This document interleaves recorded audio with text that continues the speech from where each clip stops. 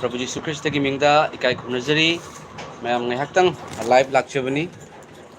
ngasigi ayugasida ma'am आई हुजिक Bible दगी अइना पाजरिबा लारिगसे कोई पाखोन चटपसिंगी थबक से मैम आई हुजिक पाजरी असिदा पाखोन चटपगी थबक सिदा मैम पारको मतम सिदा अपोस्टल पोल गी मागी पुंसी वारी से मैम अपोस्टल पोल ना याम क्रिश्चियन यारमदबा यीशु ख्रिस्ट यादबा यीशु ख्रिस्ट की तुंगिन बसिंगबु यारमद्रब मतुंगदा महाकना यीशु ख्रिस्टना मागी ममांगना थोकपिरकपा मतमदा ईश्वर की नुसीबसे माना खंगजरकपा मतमदगिदी सोलना ख्रिस्ट संदोकपा हाइना मैम पाखोन चटपसिंगी पंदुप मापन की पद कुंदा खुदक अदुदगी महाकना सिनागोग सिंगदा ख्रिस्ट दी ईश्वर की मचानिपानी हाइना संदोकपा होरमी यीशु ख्रिस्ट दी ईश्वर की मचानिपानी हाइना संदोकपा होकी मैम पाखोन चटपा पोल सिनको क्रिश्चियन यारमदबा क्रिश्चियन बु यामना ओत नैरंबा हारिबा पाखोन चटपा पोल सिना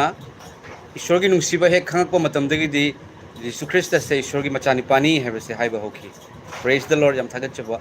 ईश्वर की वाहैनी मैम से यीशु ख्रिस्ट बु यादबा यीशु ख्रिस्ट दा यीशु ख्रिस्ट की मचा सिंग हाइबदी क्रिश्चियन सिंग दगा थी थी नंगांगबा ओटपी नैबीबा सिंग से ईश्वर न मखोय से हेता कौबी ईश्वर ने सिजिनबी मरमदी मखोयना तौरिबा थबक तो यामना ईश्वर की असाउबनी हाइबदी मैम पाखोन चटपगी थबक से हुजिक पारी खैबोकदी यौरे सिदा सोलना संदोकपा होबसे ओइना पाजरीबनी ma'am ngahakhtang live laksage haiduna lakchabani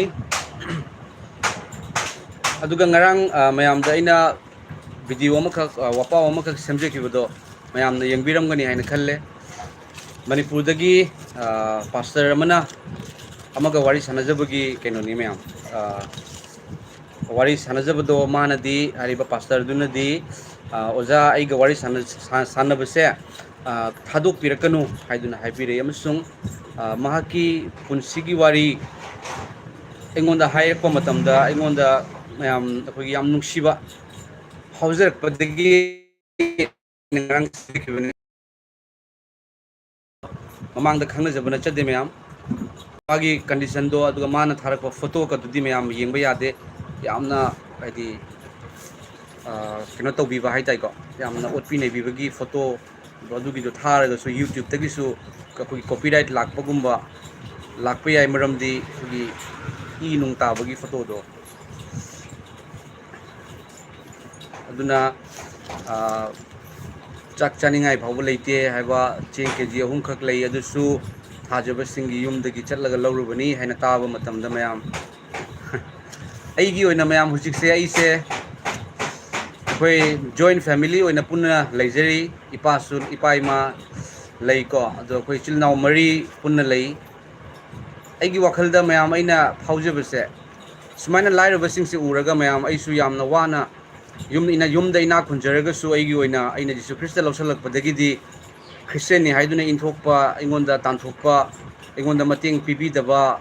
अवाबा मयाम थेंगनरखिबगी मरमना अवाबासिंगसे अई उबा हेता उबदा हेता मतेंग पांगजनिंगी अदो मतम अमददी अईगी ओइबा लौ सिंग लम सिंग मयाम अमसु लई अदो हुजिक तोंगान तोंगान येनद्री अदुननी मयाम मतम अमददी मयामनसु दुम ताबा फंगबिगनी अईगी लैजबा पुनमक मैम अईदी अवाब तारबसिंग लाइरबसिंग द पीबसे अईगी थबकनी अदुगा अईगी चाहुम ईश्वरना टेक्ता कायदना थंबी ईश्वरना पीबी असेंग लंदी चा सिंगनी को मैम अदुगा असेंग लंदी कुगी अवा अना तारबसिंग द मतेंग पांगबसे असे मांगदेबा से ईश्वरना उई मैम को असिनी असेंग लन हारिसे अदुननी अखोइना बाइबल दा यीशु ख्रिस्टना प्रेयर तौबगी ताकपीबा मतमदा अखोइगी नोंमगी ओकननबा चिंजाक ngasi pinabiu haibado मैम ओकननबगी चिंजाक से मथौ ताय ओकनबगी चिंजाक लेरगा लोइरे हाइबदो को अदुना सेट नबगी दम करी सेट कनी हाइना लांगतक नगनु अदुगई चा नबगी दमक करी चागनी करी थकनी हाइना लांगतक नगनु लबुक ता हौरिबा थरोना करमना हौरिबा मखोइना लंगसु नाइदे पोतसु फौ पैसिंदे को अतियादा पारिबो चेकसिंग अदुबु ईश्वरना मखोइबु थाकपी हाइबसिंग अदो ईश्वरना थाकपीबा तारगदी हे थाजबा वाटपसा ꯃꯉꯣꯟꯗ ꯅꯤꯖꯕ ꯃꯈꯣꯏꯗ ꯀꯌꯥꯗ ꯍꯦꯟꯅ ꯊꯋꯥꯏ ꯑꯁꯦꯡꯕ ꯄꯤꯕꯤꯒꯗꯧꯕ ꯍꯥꯏꯗꯨꯅ ꯍꯥꯏꯕꯤꯕꯗꯨꯅꯤ ꯃꯌꯥꯝ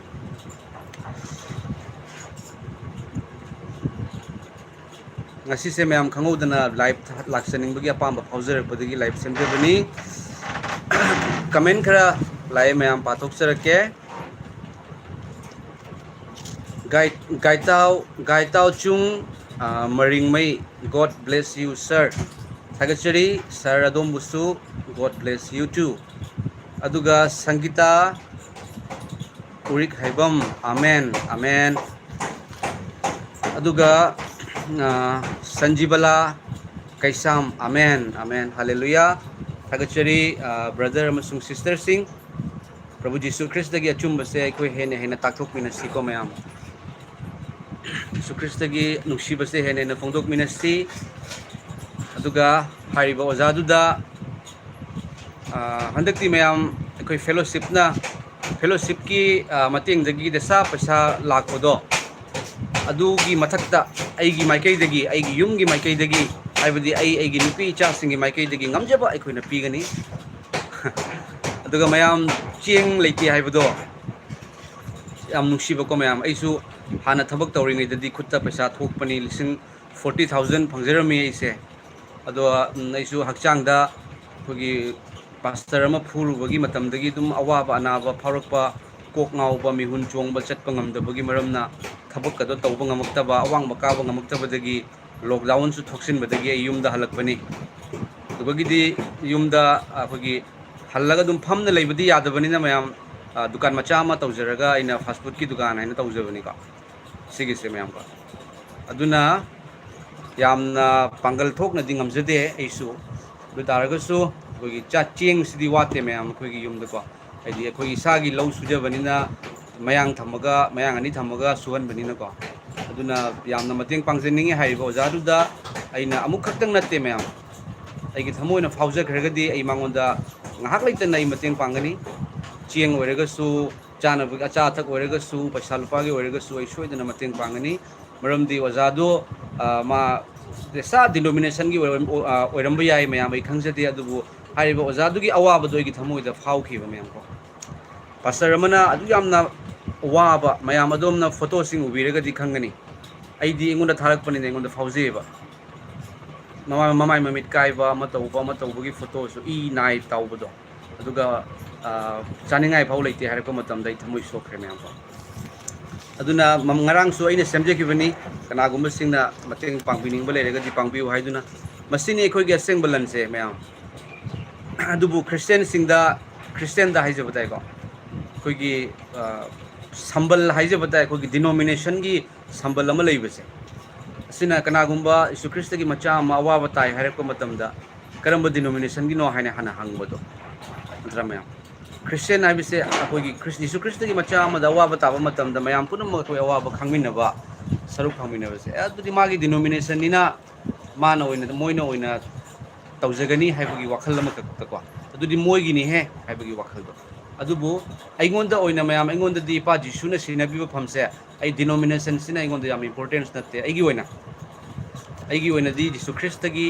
ꯈ꯭ꯔꯤꯁꯇ ꯏꯄꯥ ꯑꯗꯨꯒ ꯏꯄꯥꯒꯤ ꯅꯨꯡꯁꯤꯕꯁꯦ ꯑꯩꯉꯣꯟꯗ ꯏꯝꯄꯣꯔꯇꯦꯟ ꯑꯗꯨꯅꯁꯨ ꯕꯥꯏꯕꯜꯅ ꯍꯥꯏꯕꯗꯣ ꯑꯩꯈꯣꯏꯅ ꯂꯣꯟ ꯍꯟꯗꯣꯛꯄ ꯇꯥꯔꯒꯁꯨ ꯑꯩꯈꯣꯏꯅ ꯑꯅꯥꯕ ꯐꯍꯟꯕ ꯇꯥꯔꯒꯁꯨ ꯑꯩꯈꯣꯏꯅ ꯄꯨꯝꯅꯃꯛ ꯉꯝꯗꯨꯅ ꯆꯤꯡꯁꯤꯡꯕ ꯃꯐꯝ ꯍꯣꯡꯗꯣꯛꯄ ꯇꯥꯔꯒꯁꯨ ꯅꯈꯣꯏꯗ ꯅꯨꯡꯁꯤꯕ ꯂꯩꯇ꯭ꯔꯒꯗꯤ ꯈꯤꯡꯂꯤꯕ ꯀꯣꯔꯇꯥꯟ ꯊꯤꯜꯂꯤꯕ ꯁꯦmbꯨꯡ ꯑꯃꯒꯨꯝ ꯑꯣꯏꯔꯦ ꯑꯗꯨꯒ ꯃꯌꯥꯝ ꯀꯔꯤꯒꯨꯝꯕ ꯑꯃ ꯅꯤꯡꯁꯤꯡꯖꯔꯦꯀꯣ ꯑꯩꯈꯣꯏ ꯑꯣꯖꯥ ꯔꯥꯃꯥꯅꯟꯗꯒꯤ ꯋꯥꯍꯩ ꯑꯃꯈꯛ ꯑꯩ ꯃꯌꯥꯝꯗ ꯍꯥꯏꯗꯣꯛꯆꯔꯛꯀꯦꯕꯀꯣ ꯑꯣꯖꯥ ꯔꯥꯃꯥꯅꯟꯗꯒꯤ ꯋꯥꯄꯥꯎꯗ ꯑꯩꯅ ꯇꯥꯖꯈꯤꯕꯅꯤ ꯃꯗꯨꯗꯤ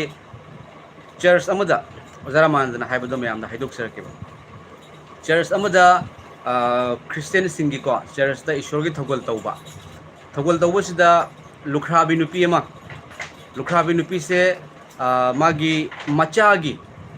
ꯑꯅꯥꯕꯒꯤꯗꯃꯛꯇ ꯗꯥꯛꯇꯔꯗ ꯄꯨꯅꯕꯒꯤꯗꯃꯛꯇ ꯄꯩꯁꯥꯁꯦ ꯂꯩꯇꯕꯁꯤꯗ ꯍꯥꯏꯔꯤꯕ ꯂꯨꯈ꯭ꯔꯥꯕꯤ ꯅꯨꯄꯤꯁꯤꯗꯤ ꯈ꯭ꯔꯤꯁꯇꯦꯟ ꯅꯠꯇꯦꯕꯀꯣ ꯃꯥꯅ ꯈ꯭ꯔꯤꯁꯇꯦꯟꯒꯤ ꯆꯔꯆꯇ ꯆꯪꯉꯒꯗꯤ ꯑꯩꯒꯤ ꯄꯩꯁꯥ ꯈꯤꯇꯪ ꯑꯣꯏꯁꯨ ꯃꯣꯏꯅ ꯑꯩꯉꯣꯟꯗ ꯄꯤꯔꯛꯀꯅꯤ ꯃꯔꯝꯗꯤ ꯈ꯭ꯔꯤꯁꯇꯦꯟ ꯍꯥꯏꯕꯁꯤ ꯌꯥꯝ ꯃꯤꯅꯨꯡꯁꯤ ꯆꯥꯎꯕ ꯌꯥꯝꯅ ꯅꯨꯡꯁꯤꯕ ꯃꯤꯒꯤ ꯑꯋꯥꯕ ꯎꯕ ꯌꯥꯗꯕ ꯑꯃꯁꯨꯡ ꯕꯥꯏꯕꯜꯅ ꯇꯥꯛꯄꯤꯕꯗꯣ ꯃꯍꯥꯛꯅꯁꯨ ꯈꯟꯖꯔꯒ ꯑꯩꯒꯤ ꯑꯋꯥꯕ ꯃꯇꯦꯡ ꯄꯥꯡꯉꯛꯀꯅꯤ ꯍꯥꯏꯅ चटपको चर्च दे चलगा चर्च सिदी ईश्वर की थगोल तौना लेख्रबनिना मासु चंगागा पैसा खितंग पिबिउ हाइबदो ngamdabagi maramna मासे चर्च दा फम्मे चर्च की थबक से मा यावरे प्रेयर मीना हौगले मासु हौगले अदुगदी मीना खुरमनरे मासु खुरमे चर्च की थबक से लोइरबा मतुंगदा महाकना अखोगी पास्टर दुदा चलगा हाइबको ओजा स्माय स्माय तौना ऐसे पुरोइबसु लेखिद्रे आई पैसा याम वाबगी मरमना आई चानुपादो अनाबा नाबगी मरमना डॉक्टर द पुगदबनी अदु ओजा पैसा लेते लुपा संगा खतंग मतंग पांगबि वाइना हाइबा हाइबसिदा पास्टर दुना हाय नाखो नाखो अखोय अमतंग मीटिंग तौखिगे अखोय मीटिंग तौखिगे अदुगी मतुंगदा हाइनगे हायरगा अदुगदी पास्टर दुना अखोयगी मेंबर्स सिंग दो कौरे प्रोग्राम लोइरगा को असुमाइना नुपी अमा लाई नुपी सिना लुपा चंगा खक मतंग पांगोयना हाय अदो मयाम अखोय ngayaktang meeting tausi ana meeting tawbosida phaminare hai mayamna adugoidi mayam kari khalli nupi sidal pa chonga sibu mateng pangsi haibra pangoisi haibra haibada nupa man hagolaga makoigi group ki ko committee gi member man hagolaga hairi oza akoigi committee gi phanda su paisa su yamdri aduna akoi sumaina paisa kaithok pase aigi wakhanda di nungai do mande haina hairakpa अदुदी मयाम हाइनरबनिना ओ अदुदी फरे फरे अखोय वारौरनु अखोय दा मौंग चाररोय अखोय मतेंग पांगबा ngमरोय ना हाय से ओजारा मानदना हाइबिगिबनि अत्रम लुखराबिदुगी अदुगा हाइबा लुखराबिदुगा मतेंग पांगबदो सरगद लन पेसिनबनि हाइबदो खंगदे अत्र लुखराबिदुगी मागे मागी माना मागी खंजबा आसादो कायरगा चटकिबदो अदो मखोइना खंगदब तो ईश्वर की असाउबनी हाइबदो खंगदब लुखराबिदुगा मतेंग पांगबा मतमदा मा जीसु ख्रिस्ट की नुसीबा खंगखिबसु याबा नत्र मयाम अदुबु नते रूल एंड रेगुलेशन जीसु ख्रिस्टना हाय अखोइगी अदुगी चेन मयाम चेन पुरुम थदलगा चेन मयाम अमा सेमदना नत्र मयाम अइगोंदा मैम मणिपुर बामोन नुपी फोन तौर बामोन नुपीनिको मैम तौरगा माना हाइरक्पसे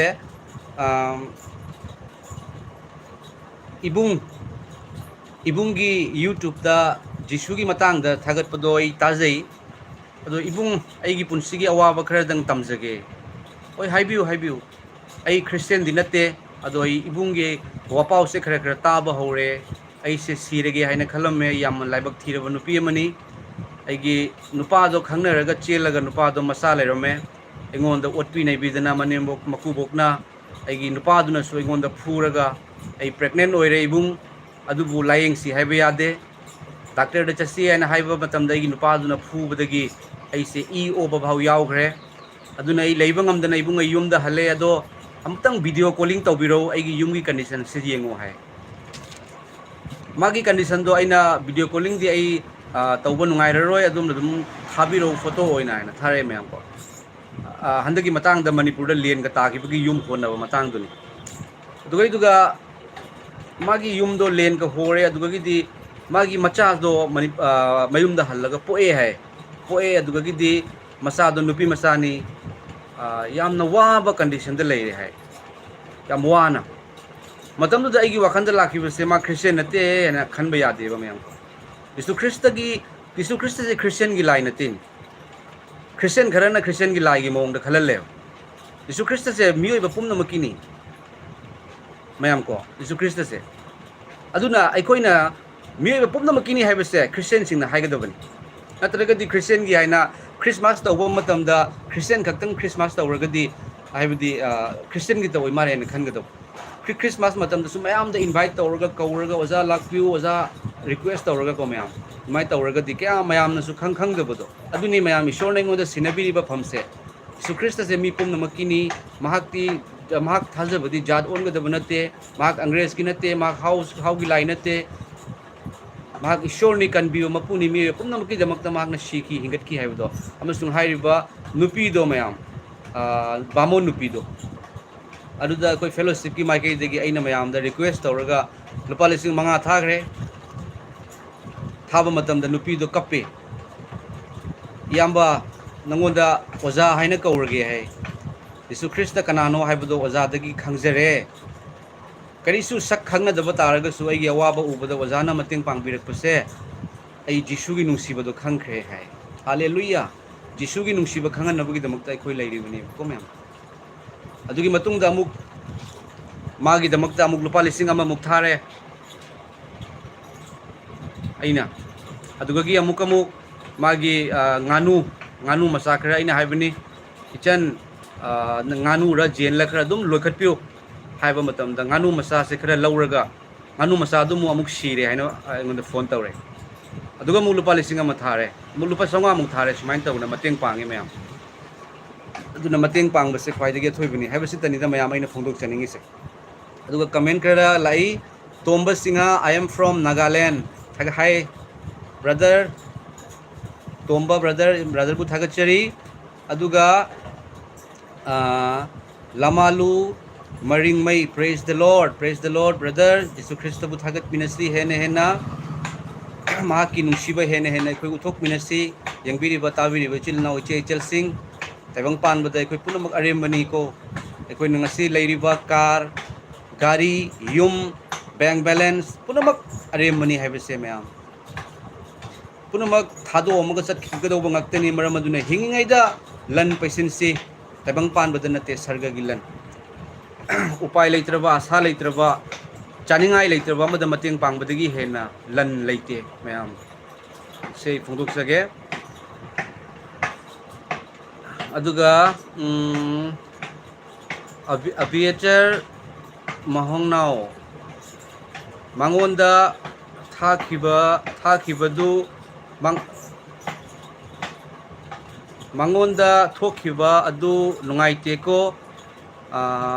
अइनसु मैखोय खंगबा दा की तौरिनी मैखोय खंगदबगी तौरिनी इपा ईश्वरना चानबीबो इसनो मानी अदुमनि खंगदबगी तौबनी कोजा खंगागदी कैदोंगैदा तौरोय अहिंग ईश्वर की मचा खुद थाब है जीसु ख्रिस्त खुद थाबनी जीसु ख्रिस्त खुद थाबनी पोलना अपोस्टल पोलना क्रिश्चियन तंखाइरम दमास्कस की लंबी जीसु ख्रिस्त थोलक पोल नंगना करिगिनो अइगी तुंगिनबा क्रिश्चियन द फूरिदो हालिदो आइना हाइदे जीसु ख्रिस्तना सोल नंगना तिंखंगदना खोंगना कावरिबना हक अवाबनी द करिगी अइबु ओट नैरिबनो हाय अइबु करिगी ओट नैरिबनो अखोइसे ख्रिस्त अखोइगी जीसु ख्रिस्त था अखोइसे ख्रिस्तना ममल पिदुना लैख्रबनी मैम अखोइसे का अदुना अखोइसे ख्रिस्तगी सकफम अदुनी अखोइना पुरिबस ख्रिस्तगी नुंसिबा मनम अदुनी अखोइना पुरिस खंगजदना तौबनी ईश्वरना पुनम पुंगाकपिबो इसनु अदुबु ईश्वरगी नुंसिबदो खंगनबिबो इसनु अखोइ मी तरुकना मंगा तरुकना पास्टर अमा फुगिबनी मैम हारिबा सिंगदुगी मरकता कनामदसु करिसु तौदे अइगोंदा खक्ता अनाबा फाउखी अइगोंदा अनाबा फाउबसे अइसे ईश्वरना नुंसिदबगी अनाबा फावनबो ओइरमद्रेबा अइसे ईश्वरना नुंसिबिबगी मरमना पास्टर फुरुबा मी मंगा तरुकी मनुंगदा अइ ओइना खंदोकपिबने हालेलुया मी खरना हायबा अखोइदि कैसुम तौदे नंगोंदा करिगी तौइनो अखोइदा कैसु तौदे है यीशु ख्रिस्त इपागी खंदोकपिबा इपागी प्लानिंग से थौरांग से अंगकपनि मैम से मरम अदुना थौना फना इन ngasi हाइदोकजरिबसे अदुगिनी अपोस्टल पोल की महाकी वाहे यंगदु थौना फना महासु फोंदोकनी मैम को अदुगा तोंबा सिंहा कमेंट्सु पारो हागचरी ब्रदर आई पाजरके अदुगा Nisila Konjengbam praise the lord sister Yishu Christ की मिंगदा याम थागचरी सिस्टर ना कमेंट तौबिरकपगी दमक्ता अदुगगिदी मथंगदा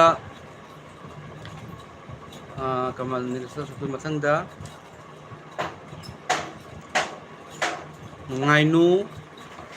ngainu thauthang amen hallelujah adugidi nemi yendren bam praise the lord amen hallelujah sister iche oramgadra ichen oramgadra iche di oramdo male khanjei mema yendren bam sister and dum haizerage ko iche oramasu ichen oramagasu sister dum supabanina थागतचरी praise the lord अदोम बु हेन हेन ईश्वरना लोइना बिबो इसनु अदोम गी मुंग मनुंग ईश्वरना कोसन बिबो इसनु मतंगदा Gideon कामई ईश्वरना खंदोक लबा असेंग मचानुपा नि ओजादी ईश्वर की थौजाल मतोन लोमना तौबियो ओजा praise the lord hallelujah amen hallelujah Gideon कामई ओजाबुसु याम थागतचरी ओजाना ममल याम लबा नुंगसिबा ईश्वर वाहै से इबिरकपगी दमकता ओजा ईश्वर की थौगल तौजनिंगी हेन हेन तौजनिंगी मरम अदुना ओजानसु यंगबिरिबा मयामनसु एगी दमकता हाइजबियु इकोय फैमिली की दमकता हाइजबियु अदुगा ओजाबुसु ओजागी मनुंगबुसु ईश्वरना हेन हेन अखोगी लोइना बिबो इसनु ओजा याम थागतचरी मणिपुर लेबिरिबा चिंगमी तमी आई याम नुंगसिजबा अमखतनी हाइना खंजबा सिंगी मरकता अमनी मयाम इसे अदुगा जिसु ख्रिस्ट खंजखिबदगी याम नुंगसिबसु हानादगी याम हेले अदुगा टोमथिन गेम डबल एफ आमेन हाइदुना हाइबिरे हालेलुया आमेन अदुगा मथंगी कमेंट से जॉन आईमी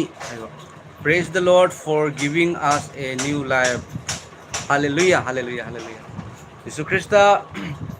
ख्रिस्ट दी अनौब यीशु ख्रिस्ट की मागी वहाई सिदी अखोइना ताबदा अखोइ अनौब ओइबा ngakतनी ओजा को ओजागी पुनसिदा अनौब ईश्वरना सोक्पिबा तक तक टेकपा हाइबा हकचांग हाइबा थमोय हाइबा ब्लेसिंग ना थनबा पुनसिदा ओइबिउ ओजा ईश्वरना हिरम पुनमक्ता ओजाबु लमजिंग बिबो ओइसनु हाइदुना हाइदोक सगे ma'am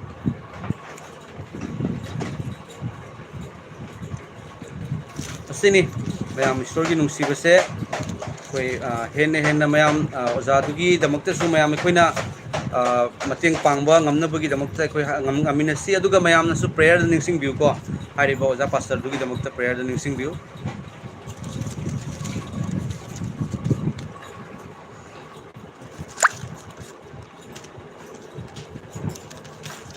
ma'am the Holi Bible दगी ईश्वर की वहाय खतंग पाथोकजरके मैम यंगबिउ आई बाइबल केनोसि यंगजरके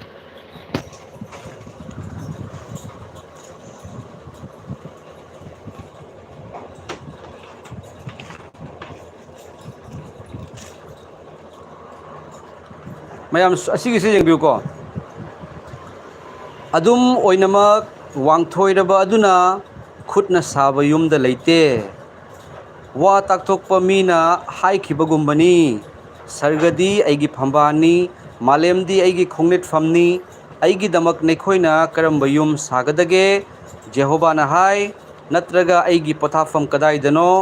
ऐगी खुदना पोट पुमनमक सेमखिबा नत्रा हाय हालेलुया हालेलुया हालेलुया मैम क्या ताथोइबा ईश्वरगी वाहाइना यंगबिउ हाइरिबा बाइबल की वर्सना अहानबदा ताकपिबसे मैम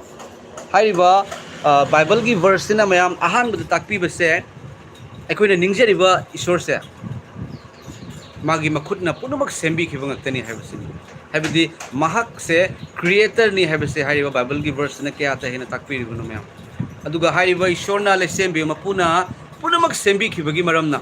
नुमित था थवान मिचा चिंग तम इसिंग कंफा से पुनमक सेमबिबगी मरमना मियोइबना खुदना साबा मफमदा महक लाइनिंगदि हाइबसिनीबा अदुगा महकना लाइनिंगिबा मफम से यंगबिरिबा अदोमनी प्रेज द लॉर्ड अदोम की नुंगदा महकना लेबा पामी अदोम की नुंगदा चंगदुना लेदुना अदोमदा इचानुपा इचानुपी हाइदुना अदोमदा नुंगसिना थंबीबसे इपा ईश्वर यानिंगमनी मैम हंदक मणिपुरदा मैम मई चाकिबा मतमदा चर्च कयासु मईना चाकी हैना ताजै थुगायना ताजै चर्चती मियोइबगी खुदना साबा पोती अमुक मांगबा याय अदुबु अदोमदी मांगोय अदुगा ईश्वर की नुंगसिबदी मांगोय अदुगा मैम चर्च मई थारगा जिसु की नुंगसिबदगी खाइदोखनबसु ngमोय मरमदी अदोम से जिसु ख्रिस्ट की थौचाल ना अदोम द लोइनरिबनी अदोम की नुंगदा थवाय सेंगबा लेबगी मरमना अदोम से याम अथोइबा मीनी अदुगा कमेंट नमतंग Shanti Lema praise the lord amen amen amen praise the lord अदुगा Naoboi Ningthoujam praise the lord ओजा प्रेज द लॉर्ड ईश्वरबु याम थागतचै ईश्वरबु याम थागतचै मैम जेहोबाना हाय नत्रगा आइगी पोथाफम कदाइदनो आइगी खुदना पोट पुनमक सेमखिबा नत्रा हाय आइगी खुदना पोट पुनमक सेमखिबा नत्रा ईश्वर की खुगी ईश्वर से म्याम यीशु ख्रिस्त की वाहै दको अइना पीगदब इसिंग असि थकप मखोय दुना लोंब नायदब हिंग पुंसी फंगले हायबा याम नाथोय ईश्वर की वाहै नि म्याम यीशु ख्रिस्त से मैम आई लाइफ से अमुक लाख सके आई दुकान दा मी अमा तो इनाव सिंग अमा लाई ma'am ngahaktam kena tahu sege ka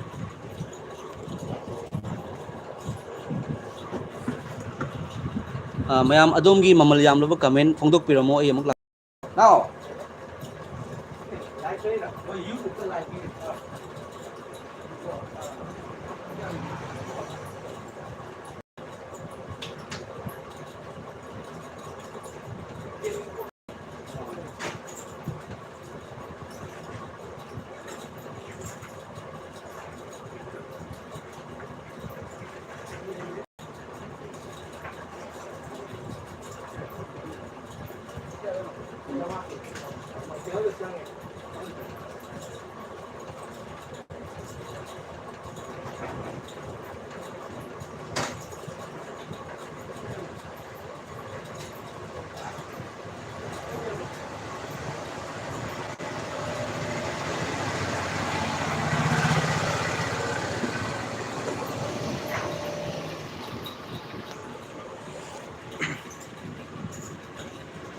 इनाव सिंग अमा लामबने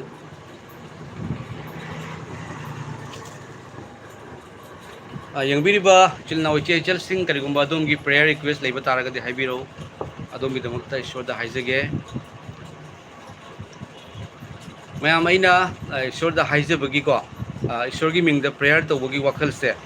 अइंगोंदा बाइबल दगी वर्स अमना अइंगोंदा पिरई बाइबल दगी वर्स अमख ईश्वर ने अइंगोंदा फोंदोक पिरई हाइबा बाइबल की वर्स अदो अइना ता पाजबा मतम दगी दे अइंगोंदा ईश्वर की मिंग दा प्रेयर तौबगी वखल से लाखे अदोम की खुद बाइबल लेबी तारगदी अदोम यंगबियु लुक हाइबा लारिक अदुगी चैप्टर 16 की पंदुक तरा तरुक की पद तरा मंगा तरा तरुक तरा त्रेत अमसुंग तरा का निपान दो हाइबा बाइबल की वर्स आई चिन्फा सु पुरे में जिसुना में कोई दहाई की तैबंग पान पुनमक्ते चतुना तैबंग मी पुनमक्ता अफाबा वपाउ संदु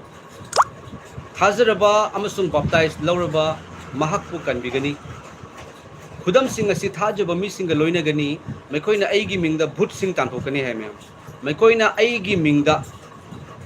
भूत सिंग तांथोकनी मैखोइना अनौब लोन सिंग गांगनी मैखोइना लिन सिंग पाइखटकनी मैखोइना हु थकलबसु मदुना मैखोइबु करिसु अमांग थोगलोय मैखोइना अनाब सिंगी मथक्ता खुद थंबदा मैखोइ फगनी है हालेलुया असिगी बाइबल की वर्स है अदोम सु काउबिगनु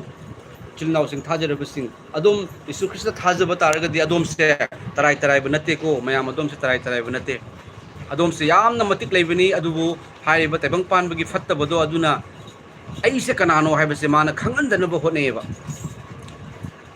नंग नंग ngarang सोइख्रिदुदी नंग हुजिक मचिन थीख्रिदुदी नंगना मियोय बाइबसे लांदब ngamdeko मयाम नंग लानख्रिदुदी काइन खललगने अदोम की पांगल से अदोम न उथोप ngамहलोएबा अदुबु अदोम काउबिगनु जिसुना अदोम बु नुंगसिबदी अदोम न फबगी नते इपा ईश्वरना अदोम बु नुंगसिबगी मरमना यीशु ख्रिस्तना अदोम की दमकते शिखिबगी मरमना हिंगतखिबगी मरमना ईश्वरना अदोम बु नुंगसिबे हालेलुया मतंग द कमेंट मतंग पाथोक सरके कमेंट से Elizabeth Kangujam Devi thank you दादा आइगी अपोमबगी दमकता हाइबी बदगी खरा पिक्सले आइगी पुक्तुसु अनाबा शिशु अनाबा शिशु फबा ओइजरगे आइगी इमुंगसु आइगी इमुंगिसु हाइबिरो कोकता अनाबा लये थागचरी एलिजाबेथ कोंगुजम देवी सिस्टर प्रभु जीसु ख्रिस्त की सेंथोरब मिंगदा सिस्टर की अनाबदो पुक्की अनाबा अदुगा कोकता अनाबा लये हारिबा अनाबा पुनमक्तगी जीसु ख्रिस्त न चावी जीसु ख्रिस्त की मिंगलेन न चावी मरमदुना इपा जीसुना सिस्टर नाहकी अनाबदो मरु फंगना लौथोक्किबा ओइसनु मरु फंगना लौथोक्किबा ओइसनु ipa Jesu Krista hingatpa ipa ngasisu aikoiga loinariba ipana adom gi anabada kokpi boirsam adom thajabiu Jesu na adom bu yam nungsi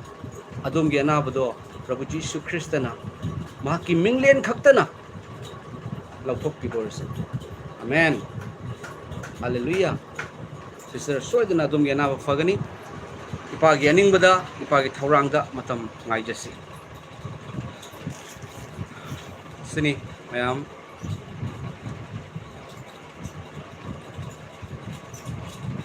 mayam atei comment leiraga su mayam dum phongdok piro Yesu Krista gi koi ipa gi nungsiyo sidi mayam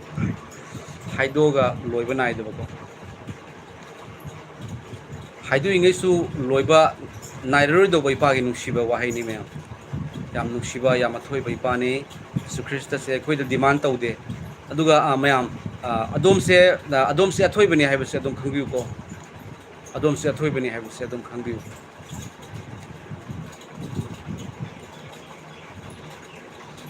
karigumba adom gi hakchangda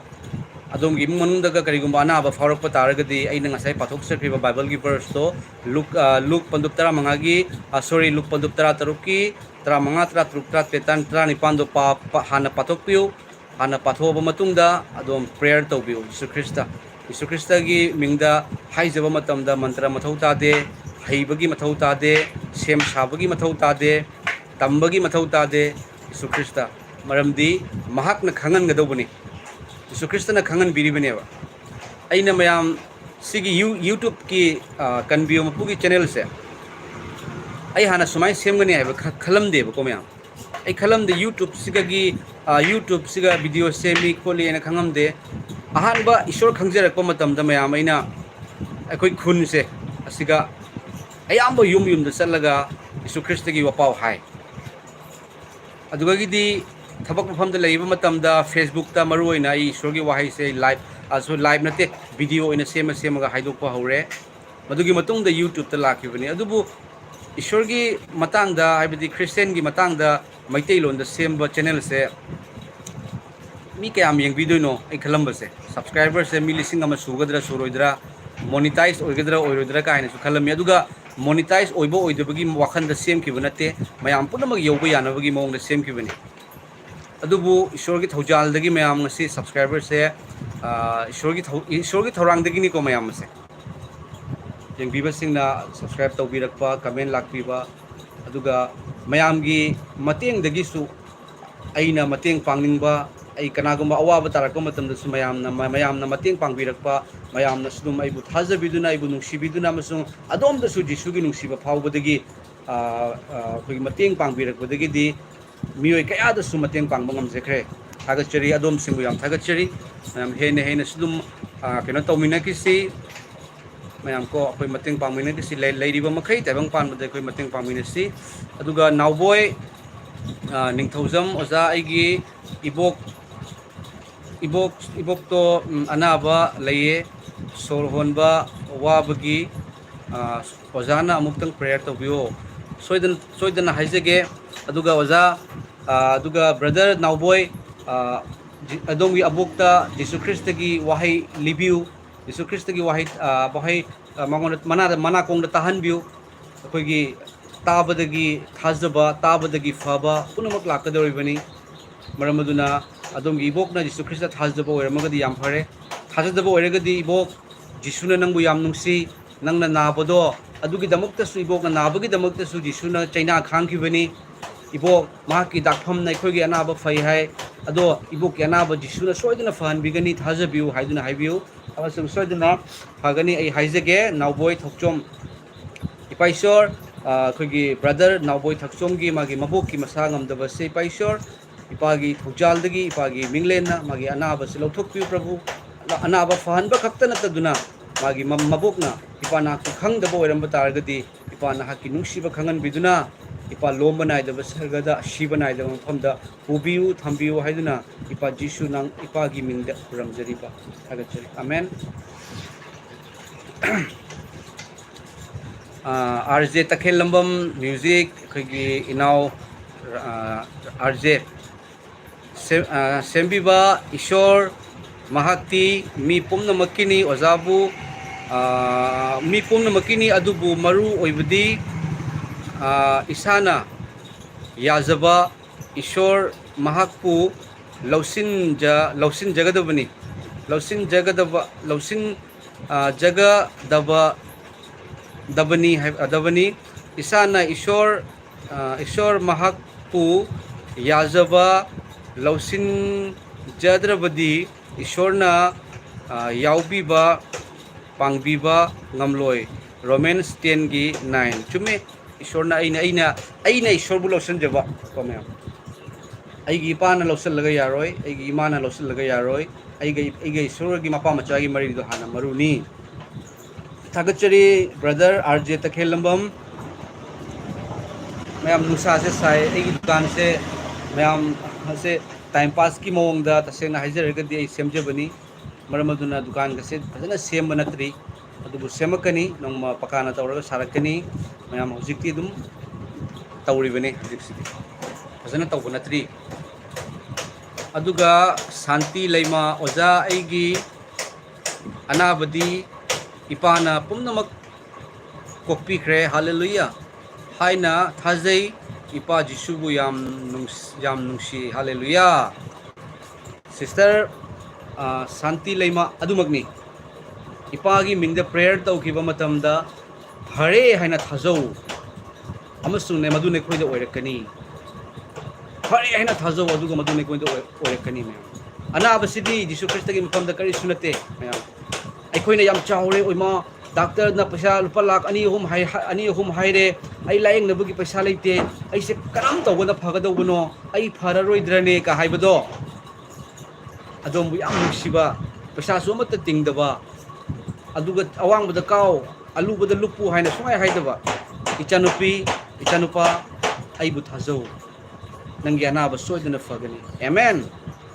इपा थागचरी फहनबिरे चही तरानी थोई चुपना ई तारबि नुपी अमगी मागी थाजबदु यंगबिउ ma'am यीशु ख्रिस्टदगा खुरम खिबसु लेते यीशु ख्रिस्टदा हाइजे खिबसु लेते मागी थाजबसिगा पांगल दो यीशु ख्रिस्टदगी माना लौरी यीशु ख्रिस्टना my ओंधो यंगबदो एंगोंदा कनाना सोखिगे है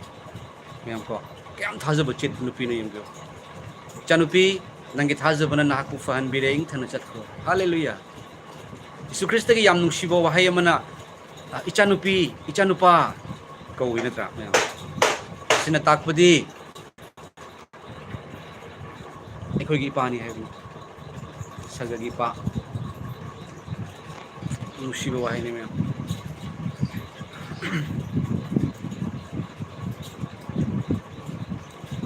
सोरगी नुसिबसिदी ma'am याम अथोइबनी अदुगा मयामदा अमुकसु हाइजगे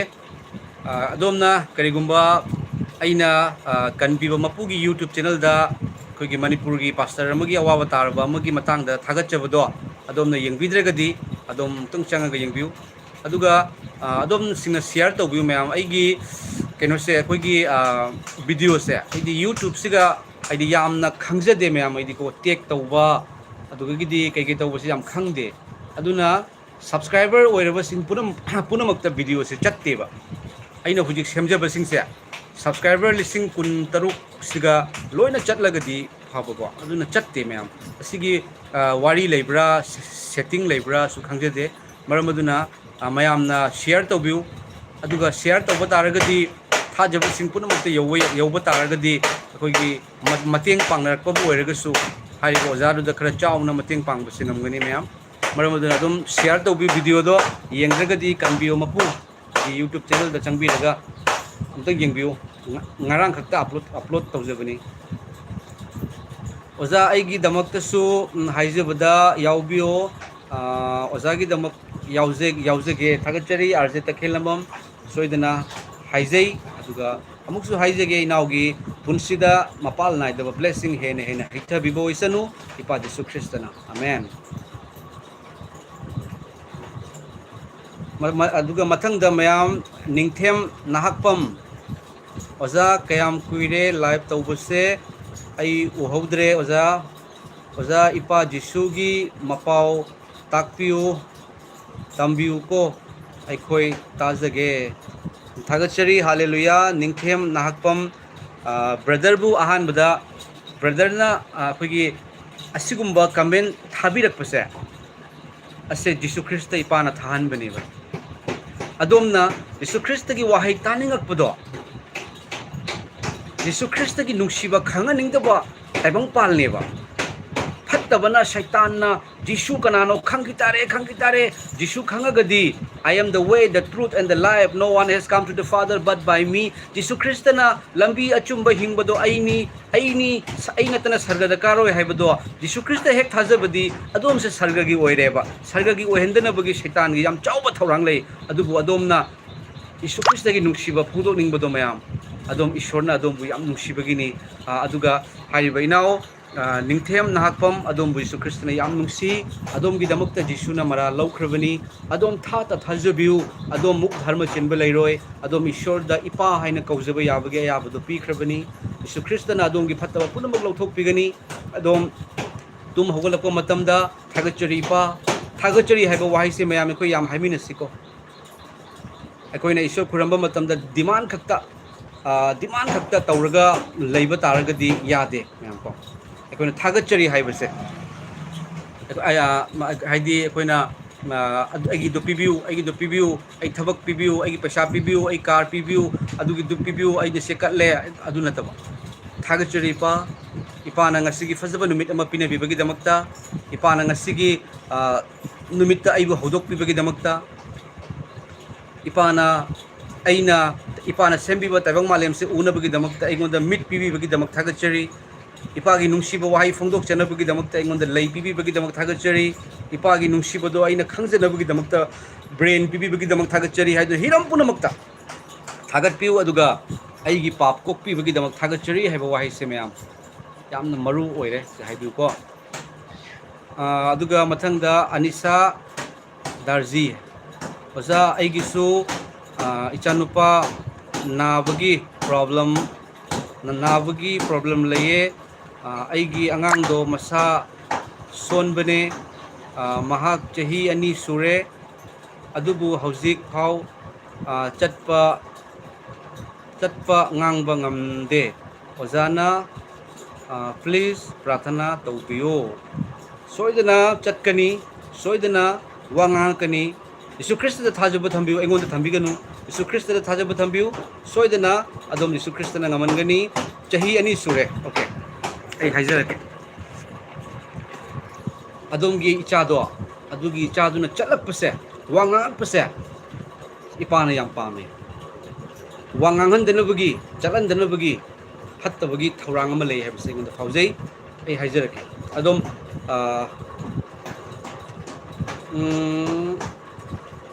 खोगी आशीष दर्जी हैबा ओजा अदोम मिट उसनबियो अदोमगी चानुपीदो हुजिक अदोमगी नाक्ता लेबिब्रा अदोमगी इचानुपा लेबिबा तारगदी अदोमगी इचानुपादो सुमाइना कोनसनबियो अदोमगी इचानुपादो सुमाइना कोनसनबिरो थबाकता अदुगी खुद अमना मागी मकोकता सुमाइन थंबियो ओजा आई prayer तोरके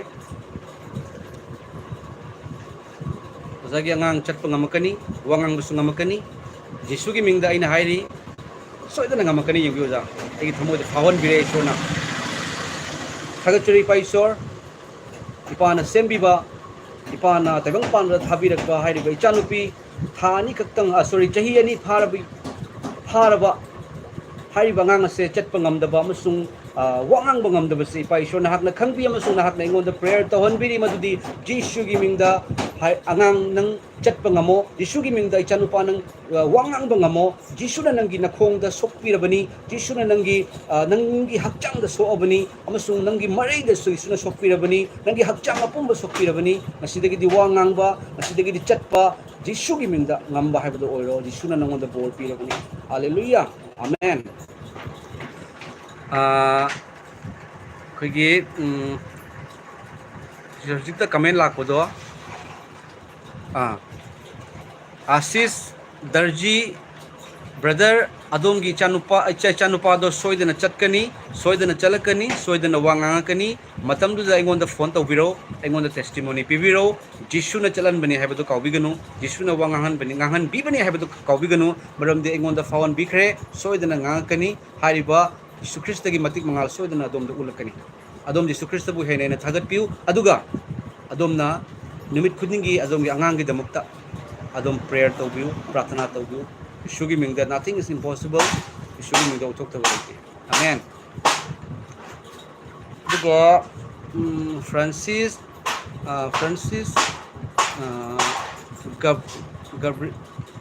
Gabriel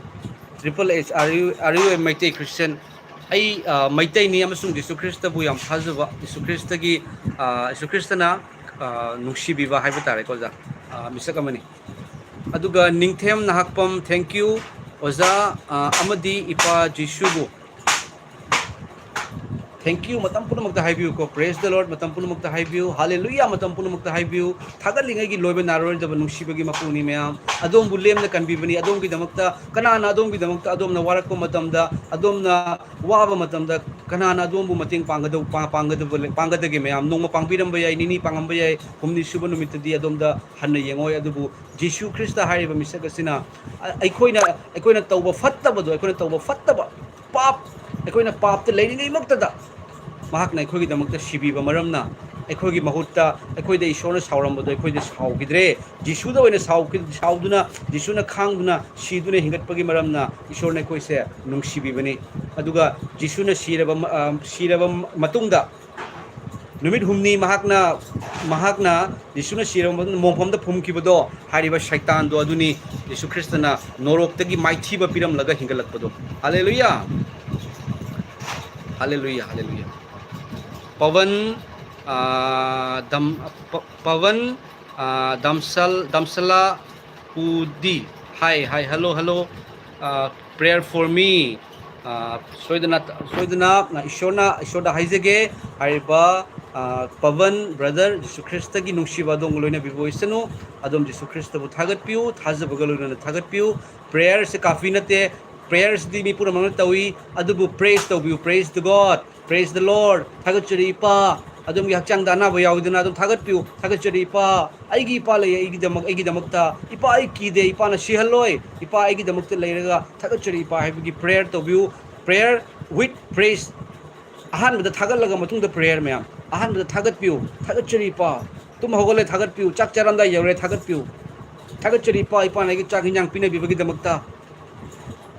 gari tongdore thagat chiri ipa na ibu loina bibagi damakta ipa thagat chiri ipa na atam chupada ibu loina bi afabo yausen mani thagat piu matung da prayer tawbiu ko se ishorna pamjabani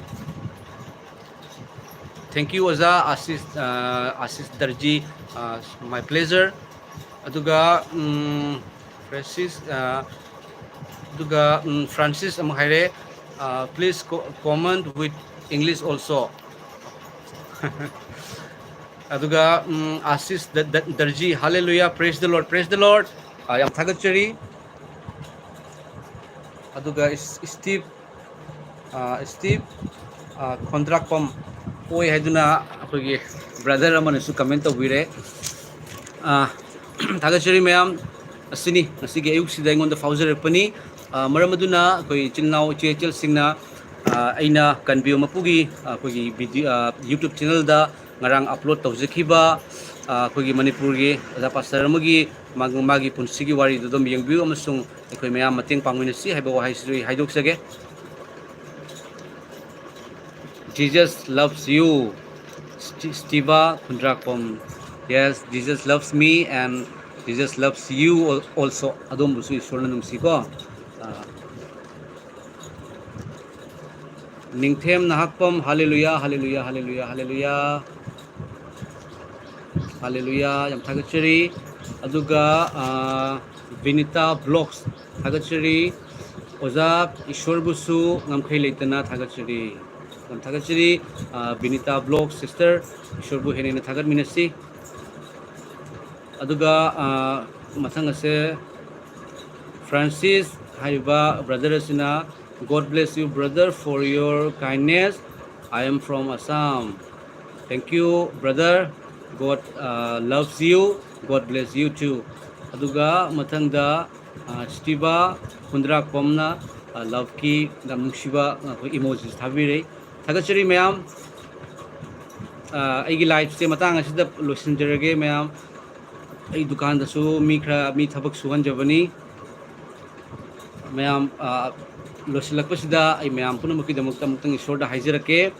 Thagachari hallelujah. Ipana ngasigi live than biduna nungsiraba ipana nungsiba macha singa wari sana hanbi bagi damak thagachari ngasigi live asi yengbiriba yengbirakadaba punamakku ipana sokpiu mikoi anaba mikoi na haidok pangamdaba anaba leramba taragasu ipa Jisu na fahan biboisanu hattaba punamak hattaba thawai gi pangal amambagi bhut pret ki haikap yakap ki pangal leramba taragasu Jisu gi mingda pukok koirsanu amasung yengbiriba sing Jisu Kristna adom bu yamna nungsi matam chuppada thagatpiu hallelujah haiduna thagatpiu adom ishwar gi machani adom bu kanana su sokpa ngamoy maramdi adom bu ngakpi senbina bagi damakta ipa ishwar na sarga dut sing thabiribani Jisu Kristna matam chuppada adom buloina biboisan amen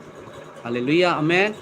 thagachari mayam matang asida loisinjarage long live Manipur iramda Manipur ing chingna leiba lamdam haibado hen bisanu hanagi nungaiba hanagi nungsibado hen lakko oresanu Prabhu Jisu gi mingda hallelujah amen